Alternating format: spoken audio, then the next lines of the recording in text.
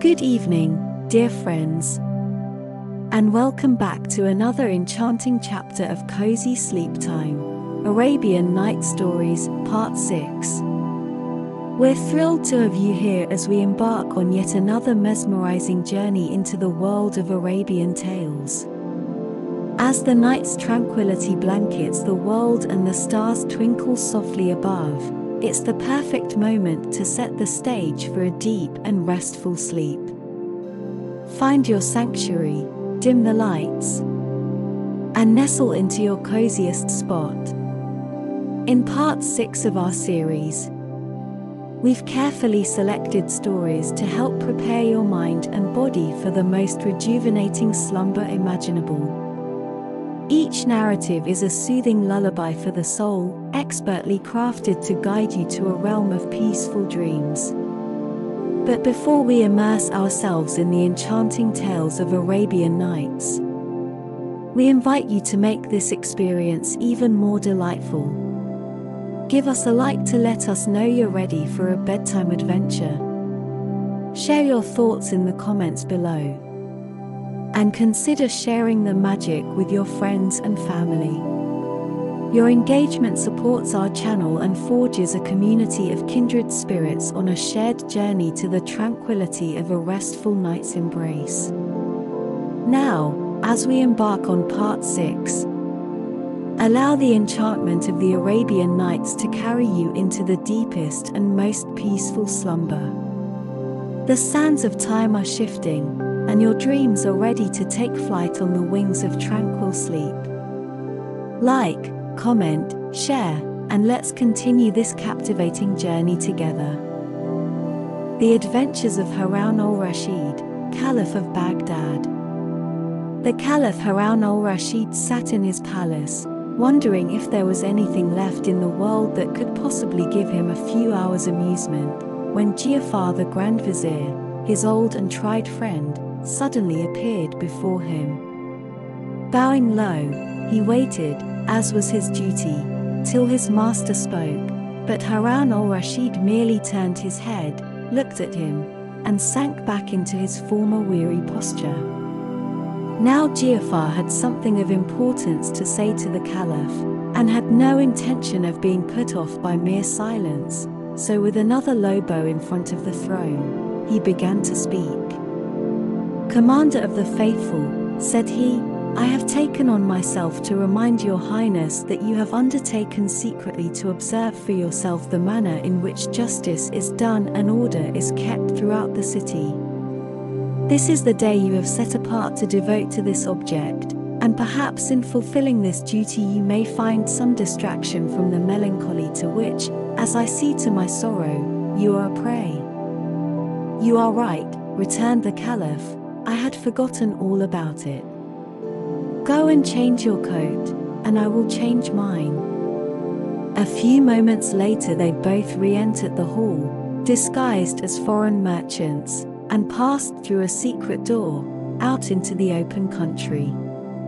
Here they turned towards the Euphrates, and crossing the river in a small boat, walked through that part of the town which lay along the further bank, without seeing anything to call for their interference.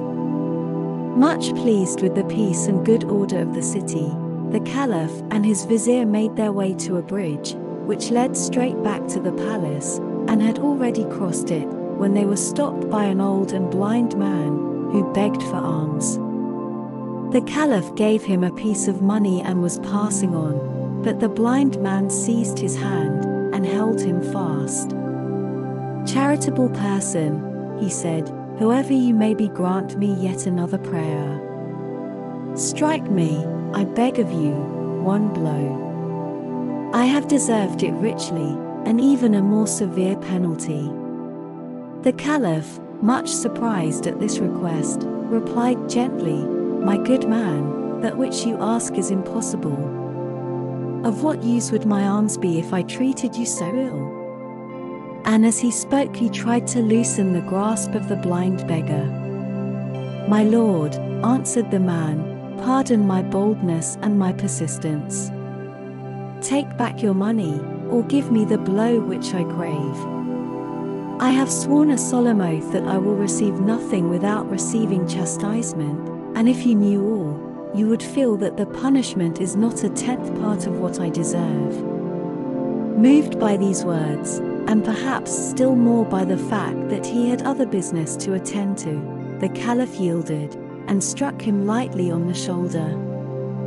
Then he continued his road, followed by the blessing of the blind man. When they were out of earshot, he said to the vizier, "There must be something very odd to make that man act so. I should like to find out what is the reason. Go back to him, tell him who I am, and order him to come without fail to the palace tomorrow, after the hour of evening prayer." So the Grand Vizier went back to the bridge, gave the blind beggar first a piece of money and then a blow, delivered the Caliph's message, and rejoined his master. They passed on towards the palace, but walking through a square, they came upon a crowd watching a young and well-dressed man who was urging a horse at full speed round the open space, using at the same time his spurs and whip so unmercifully that the animal was all covered with foam and blood. The Caliph, astonished at this proceeding, inquired of a passer-by what it all meant, but no one could tell him anything, except that every day at the same hour the same thing took place.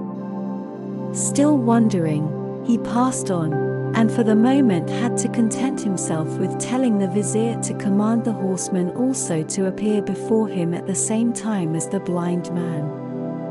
The next day, after evening prayer, the Caliph entered the hall, and was followed by the vizier bringing with him the two men of whom we have spoken, and a third, with whom we have nothing to do. They all bowed themselves low before the throne, and then the Caliph bade them rise, and ask the blind man his name. "Baba Abdallah, your Highness," said he.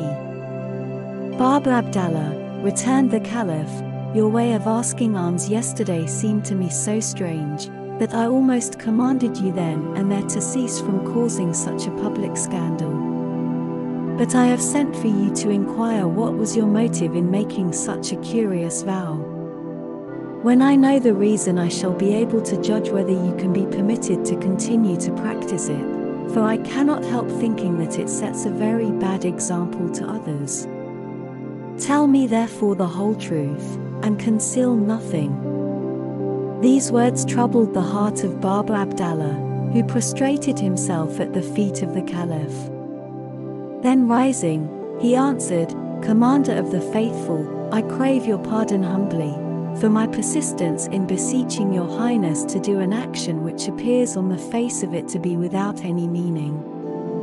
No doubt, in the eyes of men, it has none, but I look on it as a slight expiation for a fearful sin of which I have been guilty, and if your Highness will deign to listen to my tale, you will see that no punishment could atone for the crime." The story of the blind Baba Abdallah. I was born, Commander of the Faithful, in Baghdad, and was left an orphan while I was yet a very young man, for my parents died within a few days of each other. I had inherited from them a small fortune, which I worked hard night and day to increase, till at last I found myself the owner of 80 camels. These I hired out to traveling merchants, whom I frequently accompanied on their various journeys, and always returned with large profits. One day I was coming back from Bulsora, whither I had taken a supply of goods, intended for India, and halted at noon in a lonely place, which promised rich pasture for my camels. I was resting in the shade under a tree, when a dervish, going on foot towards Bulsora, sat down by my side, and I inquired whence he had come and to what place he was going. We soon made friends, and after we had asked each other the usual questions, we produced the food we had with us, and satisfied our hunger. While we were eating, the dervish happened to mention that in a spot only a little way off from where we were sitting, there was hidden a treasure so great that if my 80 camels were loaded till they could carry no more, the hiding place would seem as full as if it had never been touched. At At this news I became almost beside myself with joy and greed, and I flung my arms round the neck of the dervish, exclaiming, "Good dervish, I see plainly that the riches of this world are nothing to you. Therefore of what use is the knowledge of this treasure to you? Alone and on foot, you could carry away a mere handful. But tell me where it is, and I will load my 80 camels with it, and give you one of them as a token of my gratitude."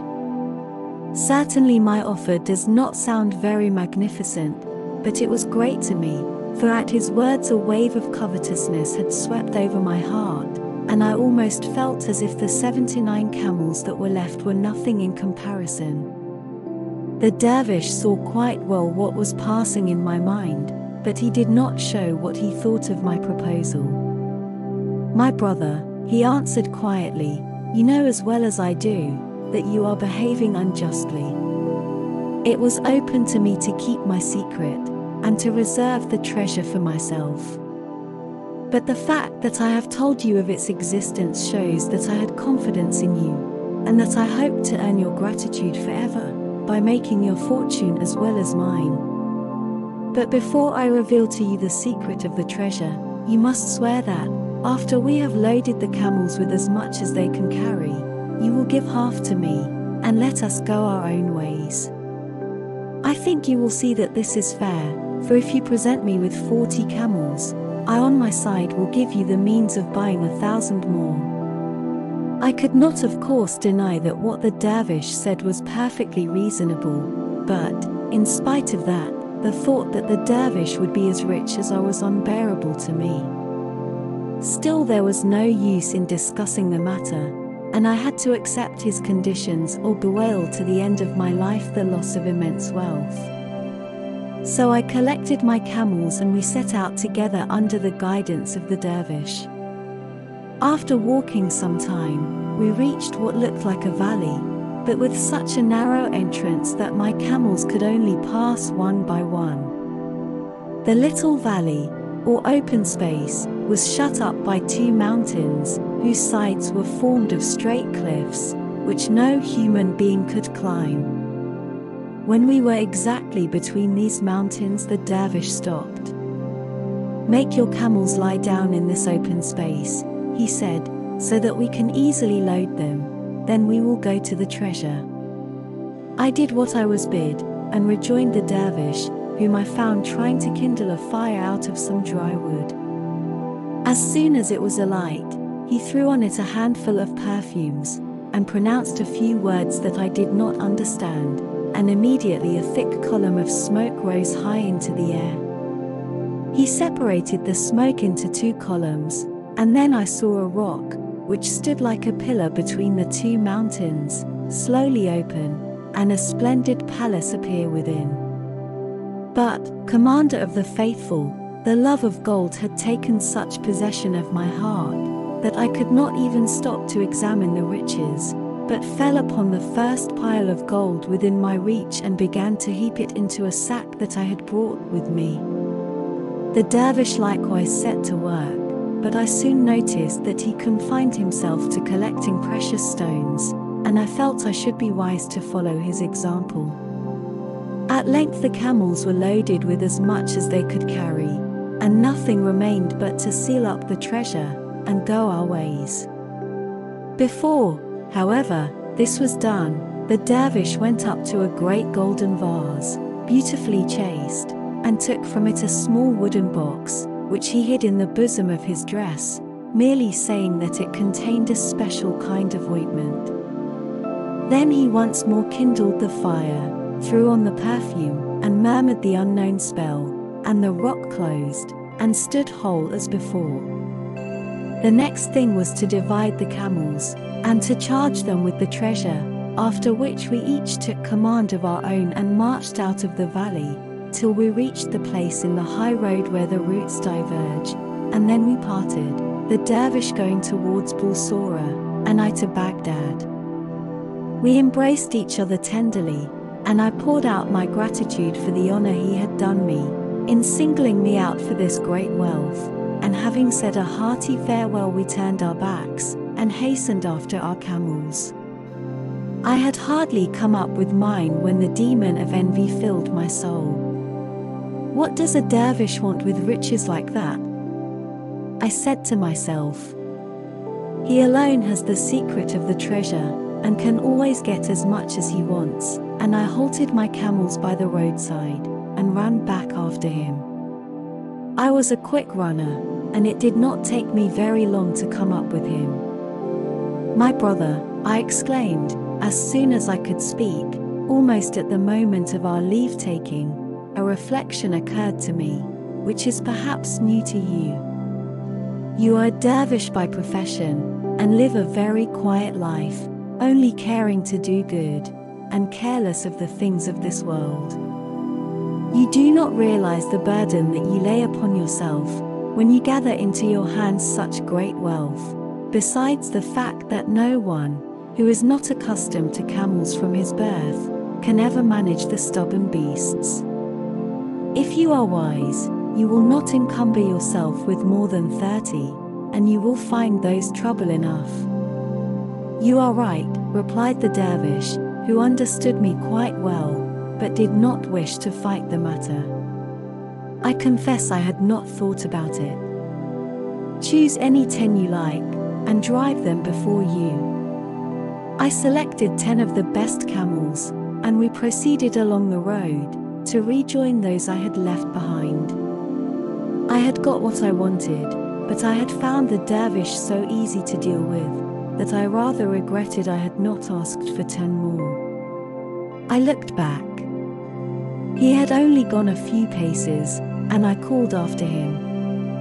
"My brother," I said, "I am unwilling to part from you without pointing out what I think you scarcely grasp, that large experience of camel driving is necessary to anybody who intends to keep together a troop of 30. In your own interest, I feel sure you would be much happier if you entrusted 10 more of them to me, for with my practice it is all one to me if I take 2 or 100. As before, the dervish made no difficulties, and I drove off my 10 camels in triumph, only leaving him with 20 for his share. I had now 60, and anyone might have imagined that I should be content.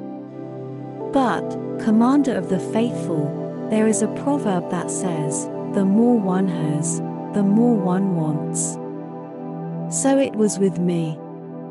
I could not rest as long as one solitary camel remained to the dervish, and returning to him I redoubled my prayers and embraces, and promises of eternal gratitude, till the last 20 were in my hands.